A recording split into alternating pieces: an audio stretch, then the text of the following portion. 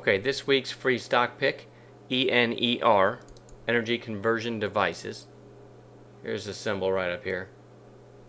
Not sure how well it's going to be visible in the video or not, but we'll make sure you know that. Okay, this thing was about $12 near the beginning of the year and just been getting killed all along. Finally a bounce here, sold off again, possible double bottom forming here. Nice little pop after this sell-off, but then back down and then a small base and then a big volume pop last week and kind of sideways ever since. So now we've got a scenario that we've got some catalysts. You know, we like those stacked catalysts that we call. So let me share those with you. I'm going to zoom in. Now that you can see the chart from the beginning of the year on, I'm going to go ahead and zoom in. Zoom out a little bit here. Okay, Friday's high, 464. A few days before that on the big volume pop, 475. And then a little bit before that, 479. And leading into that, just a straight sell-off. So really no, well, not too much in the way here of a possible nice rally. And the stacked catalysts are a break. One of them is a break if it can break Friday's high. In other words, get to 465. Pretty good chance you get up through that high volume pop, which would be 476, would be the secondary catalyst. Okay, so there's your 465, there's your 476, and this was 479, so here's your 480. Those three are stacked catalysts. If it breaks this 465, Friday's high, I think a good chance you get through here, and then through here, and then who knows what kind of upside. You might get some nice short covering there. So ENER looks pretty good to me.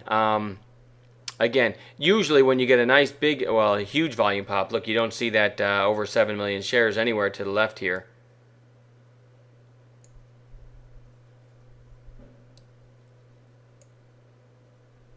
Maybe one day in December between last October and now, so basically almost a year, you have one day that you had more volume.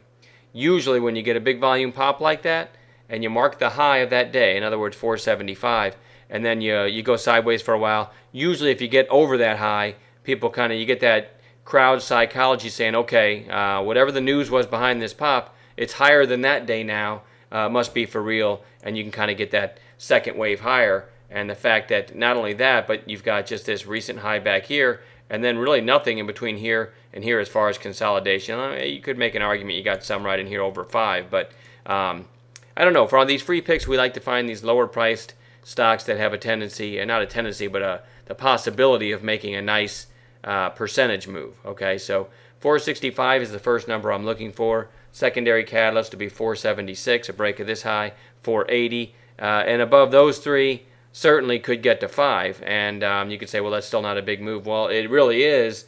If you take 465 to 5, that 35-cent move on a 460 stock, yeah, that's a nice percentage move, and who knows if it gets over 5. So I like this setup. Anything can happen, and I'll always trade correct position size based on that thought that anything can happen. But and as we always say in these free pick videos, we don't know how the market's going to open on Tuesday morning, okay? So if the market opens way down and ENER opens down here around 4, well, then I'm not going to buy it. It's a common sense thing, but I'm certainly not going to buy it at 465 if it opens down here, okay? Also, conversely, if it opens over all these highs, we'll certainly watch it in our chat room. Say it opens at 490, we'll certainly watch it for one of the low-risk setups that we teach. But I'm not just going to grab it if it opens up here. It's going to have to give me a low-risk setup as far as trigger and stop go. But the numbers we've given you, the stacked catalysts, are based on a fairly, an open fairly near where it closed. Okay, it closed 459, about 460 on Friday. So anywhere in that vicinity, a fairly normal open there. That's where I'm going to be interested in these catalysts that I've just given you. Typically, I won't take a stock like if this opens at 455. I won't take it if it gets to 465 in the first couple minutes because oftentimes it's a fake out. But it depends on what the early low of the day is. So I still might take it. I might ignore my 5-minute rule depending on how things look. So for that reason, that's why we always do a follow-up video And so we'll do a follow-up video Tuesday night for you non-GSP members to kind of give you an after-the-fact teaching tool of what our thinking was behind the ENER setup and whether or not we took it.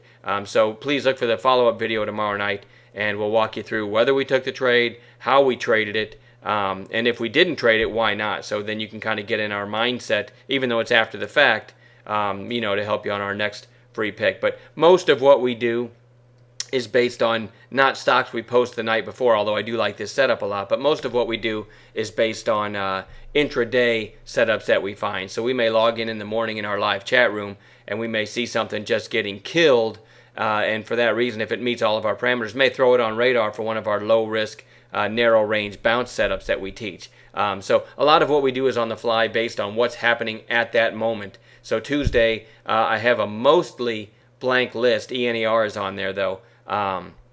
And we'll play it by ear and take it one step at a time on Tuesday. You get kind of a nice fresh list of stocks on the move, or stocks in play, if you will, by building your list as you find the anomalies as the market unfolds throughout the day. So it's kind of a good strategy to build your list that way, but sometimes we find some stocks like ENER that are worth going on the list the night before. So anyway, I'm going to stop babbling. Look for the follow-up video tomorrow night, and we'll talk to you then.